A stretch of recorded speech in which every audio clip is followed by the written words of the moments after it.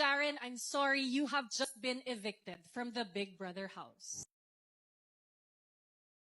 Kung makikita mo ko sa pag-ikot ng mga pangakong taon ng inabot, hawakan mo ko. Kaya siguro maaga tayo nagkakilala. Dahil hindi natin hawak ang panahon at oras kung hanggang kailan kita makakasama.